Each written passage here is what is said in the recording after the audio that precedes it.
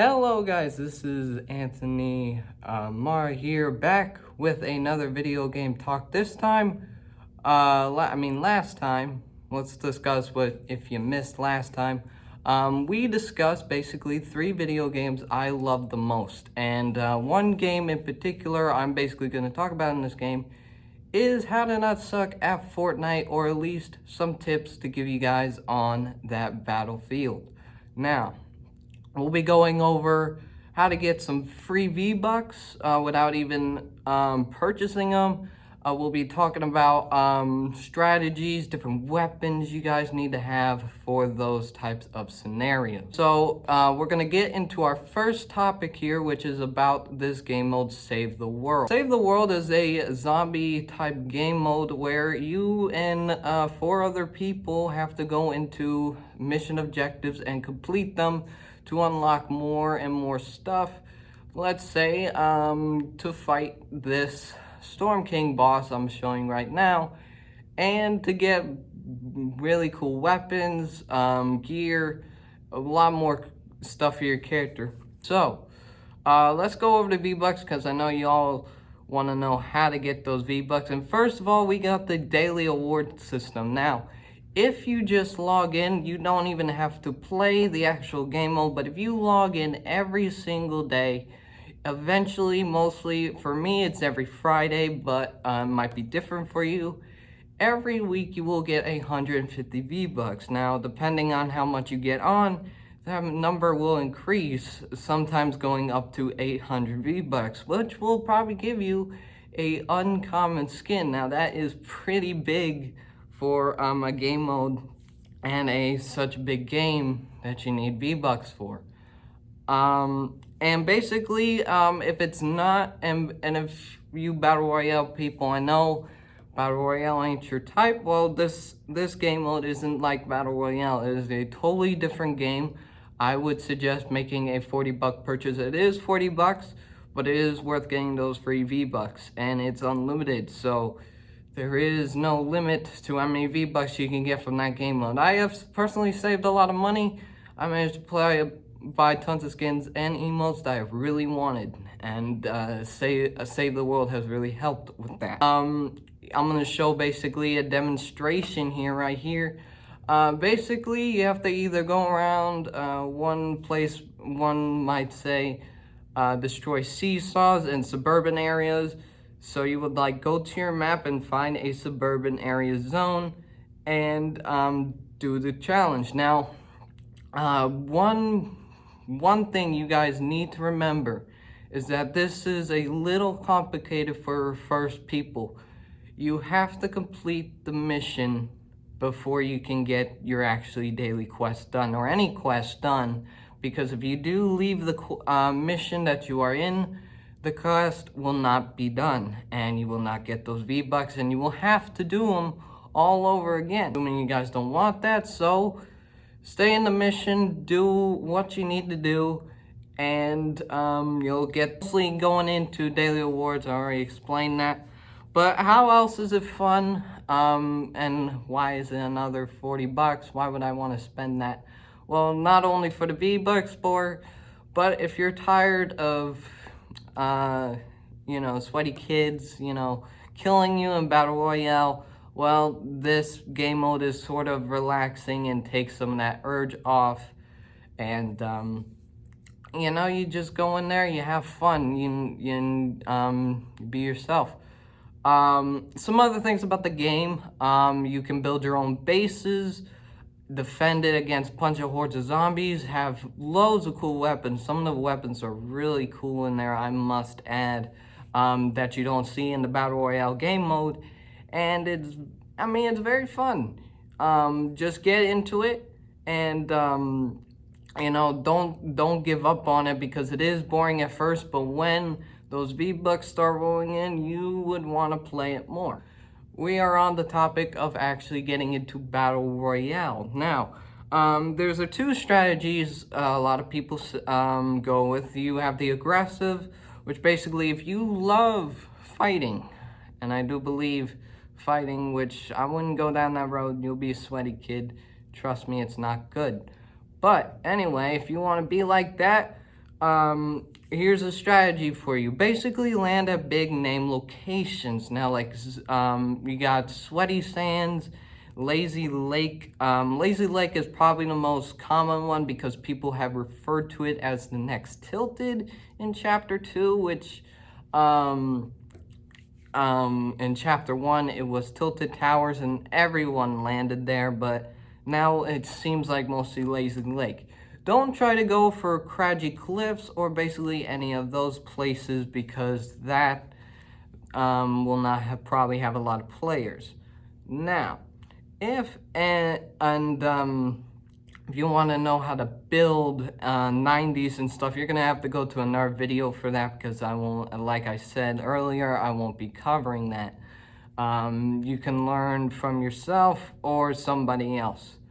But now we'll move on to the passive mode one where you just don't really care about kills, you just care about winning. So here's my first suggestion for you new players. Go to a small location, not very small where there's only one chest, but if you find these eagle bases around the map, you'll know because they'll look like a military style base. So I would recommend landing there, get your loot, and then probably go to a big location where all the sweats have died off and you can easily go in there and claim most of your loot that you really wanted. If you're not having fun with the strategy, well, obviously if you copy the strategies I have, you will have a guaranteed win. Now, the battle pass we're going to discuss here in a bit is mostly the central part of what makes the Battle Royale fun. Now, basically, if you guys don't know what the Battle Pass is, it is a pass you buy with V-Bucks. Again, going back to Save the World, it could save you a couple of V-Bucks instead of buying $25 for $2,800, I believe. Which is not a lot because you'll be able to not get a lot of tiers. And if you're one of those guys who want to purchase a lot of tiers, then yeah, you may have to purchase some V-Bucks. Save the World does not provide a lot of V-Bucks, but it does provide a lot for you to start off with. Battle Pass basically unlocks skins, emotes, and all of that stuff. I only bought 2 passes. I started in Season 10. So, basically, I bought those 2 Battle Passes, and, you know, Battle Royale became fun for me. It wasn't fun at the beginning because I was not a Battle Royale player. I was simply Save the World. Recommend getting the Battle Pass for the most fun you can get out of Battle Royale, and you'll be set for the rest of the season. Just complete the challenges it gives you. If you don't know some of the challenges to get done, let me know on Instagram or on YouTube, and I will make sure to get back to you and how to complete the challenges, and there we go. Is basically the weapons base, and for those basic players who are just starting off, gray is the worst weapon, and going up to gold, which is the best weapon, and honestly the best weapon you're gonna get. Purple and blue are okay, but they won't get the job done most of the time. You want to aim for those golden weapons that do lots of damage, especially a Scar, a pump shotgun, or any sort of SMG. I'm going to lay a load out here of basically some of the weapons you need for the final phases, or when it's down to 10 people.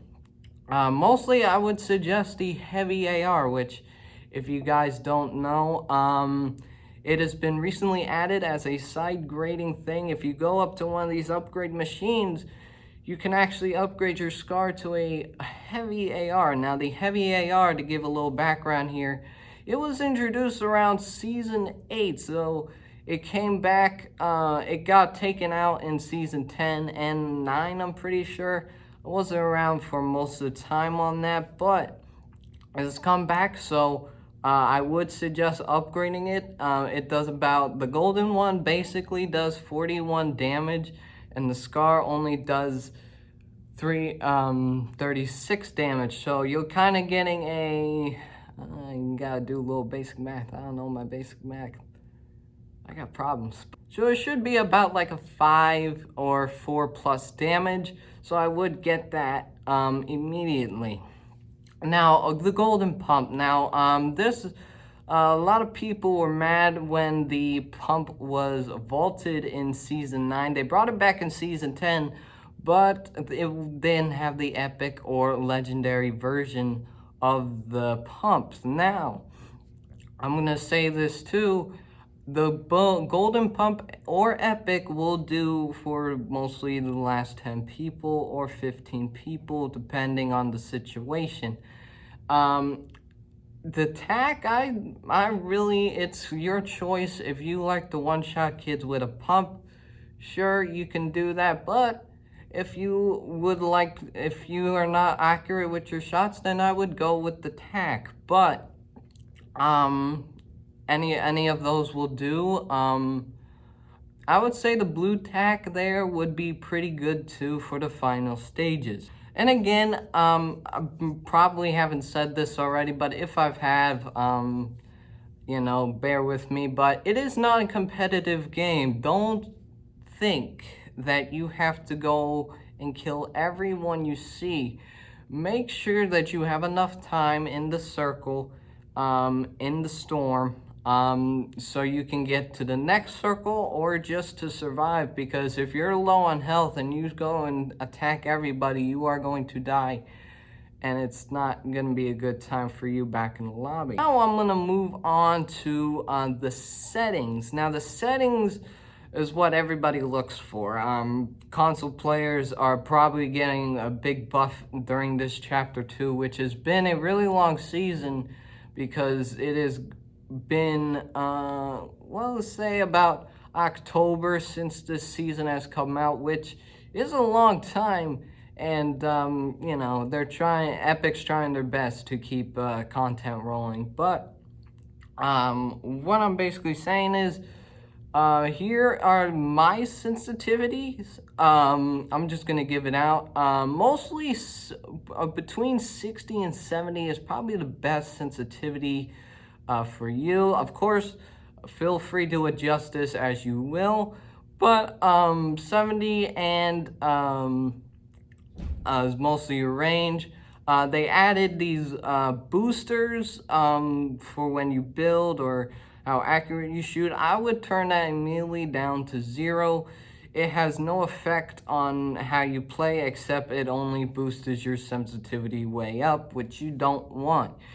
You don't want to go looking around the corner when a person's coming around the corner and he one-shots you and you're like all over the place and you're trying to figure out how he shot you. Well, you need to lower your sensitivity. Most of the other settings, like automatic door stuff, you can leave some of that on. I mean, it's up to you and how you play. Move on to like scoped. If you're aiming in like down sights, I would keep that around a 20 and 30 range, because mostly it kind of mixes with the sniper, because obviously you want to have a good sniper sensitivity when you're aiming in with a sniper, but you don't want to go with too high or too low, or else you won't be able to hit it. So I would suggest turning the boosters off as well. But also, again, 20 and 30 seem like the best route for you. Now, dead zones, I really have no idea what this is. But from what I can tell, it's basically, if your controller is very sticky, I think you would increase it or decrease it. You guys can let me know on Instagram or whatever. But I think I'm gonna give my best here. If your controller is really sticky in the knobs, for PS4 players, I'm talking mostly you. If you're playing and the controllers don't seem sticky, and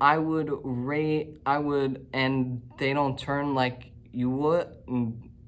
they would for you, I would mostly turn that down.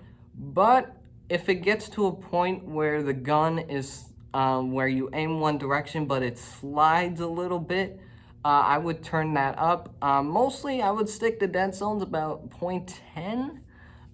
That's the thing I do for me, and it works really well. Anything else, basically, I'm going to talk about my basic things here about the game, really.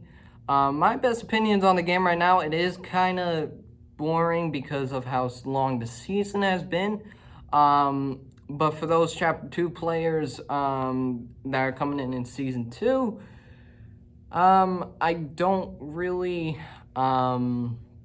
know if this guide will be any useful.